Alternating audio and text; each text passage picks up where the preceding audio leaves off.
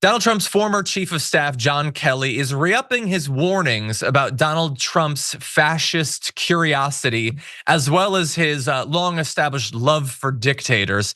Here he is in audio talking to the New York Times and just generally talking about how much Donald Trump seems to love authoritarians. Certainly, the former president is in the far right area. He's certainly an authoritarian, admires people who are dictators. He has said that. So he certainly falls into the general definition of fascist, for sure. Yeah, and I think that he's right there. Obviously, we and others, experts of fascism, have made the case for the direct link between all of the archetypical components of fascism and how Donald Trump is, in some cases, perhaps unknowingly echoing them. In other cases, he seems to be doing it kind of on purpose. But you're probably hearing that and you're thinking, oh, he likes dictators. Oh, I get what they're saying. They're talking about Putin or they're talking about Duterte or whatever. No. They're talking about some of the most famous ones, perhaps the most famous one. Listen to this. He commented more than once that, that Hitler did some good things too. And of course, if you know history, again, I think he's lacking in that. But if you know what Hitler was all about, it'd be pretty hard to make an argument that he did anything good. So what would you say when he said to you that Hitler did a lot of good things? Well, I tell him that. I said, sir, first of all, you should never say that. But if you knew what Hitler was all about from the beginning to the end, everything he did was in support of his racist, fascist life,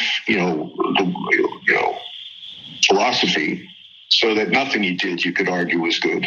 It was certainly not done for the right reason.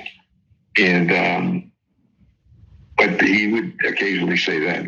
What would he say when you would lay that out to him? He just, that would be the end of the conversation usually. A storm is tearing up the digital media industry. Only our audience can save us in these difficult times. Help us reach our goal of 100,000 new members at tyt.com/team. Probably for the best there. Yeah, so look, I agree that I don't think Donald Trump knows much of the history, although to the extent that he has studied any history, he does seem to have had a longstanding interest in the life and times of Adolf Hitler. But there is, you could say, if a gun was put to your head, can you come up with a devil's advocate case of something that Hitler did that wasn't the absolute worst? And as a purely hypothetical intellectual exercise, perhaps you could come up with something. You do not, on the other hand, need to give it to Hitler and the Nazis. You don't need to bring up multiple times that, I think he did some good stuff. I think people are really glossing over the positives there. Literally nobody needs to do that. Certainly not the president, not a person whose devotion and interest is supposed to be to America, its people, its constitution, its way of life and form of government. You don't need to frequently bring up how awesome Adolf Hitler was. And in particular, when talking to our generals, you don't need to tell them that they need to be more like the generals of Adolf Hitler, which we have found out in no small part thanks to John Kelly, he often did.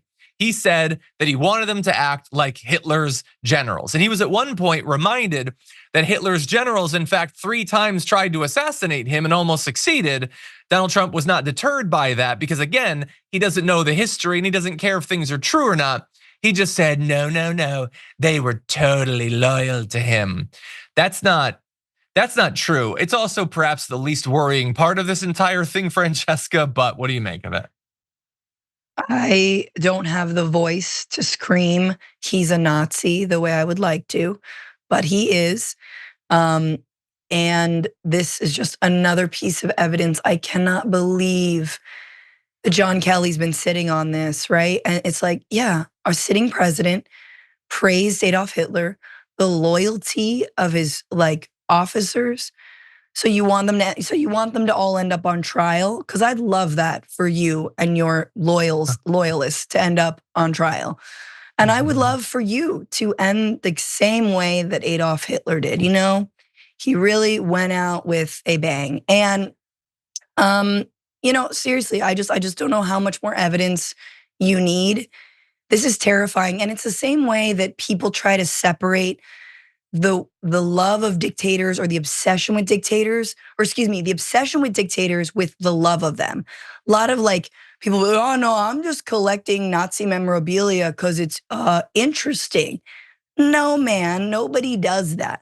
They all are obsessed with World War II and specifically Nazism because they're low key supportive of it.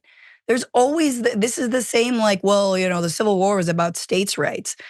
No, it wasn't. That's what everyone says to whitewash it because you're racist and you were like, maybe slavery was good. Same thing here. I can't speak for everyone with an obsession with World War II. I can say that Donald Trump is not a scholar. He's also not a man of No. hobbies. So, and lots of jokes coming from Francesca today. She's a big comedian. But anyway, he shouldn't have sat on it. Also, like here's the crazy thing in terms of like an October surprise. His former chief of staff, one of the most important people in a presidential administration, coming out and saying he constantly talked about how awesome Hitler was, probably won't have any effect on this election. That is the weird place that we're in. Had he released it a year ago, it would definitely have no effect on the election. We're in a very strange place But in what's America so right now. funny, John, is like I'm on Piers Morgan all the time, and Piers is constantly saying like, "Why does the left compare Donald Trump to Hitler?" And it's like we don't. Like he does. He compares does. himself to Hitler. He Yeah. wants his people to act like the SS. He's making the comparison. Why don't you ask him why he is again Totally. putting a hit out or stirring up violence because of the analogies to the Third Reich? That's what the question should be. 100%. Okay. By the way, have just the last little quick mention. If Donald Trump loses the election, he's already told us that he's gonna blame a lot of people, but one of the people he's gonna blame is Jewish Americans. I love the idea that he's gonna blame all of his life's troubles on Jewish Americans. Also, he loves Hitler. It's again, America, hell of a place in 2024.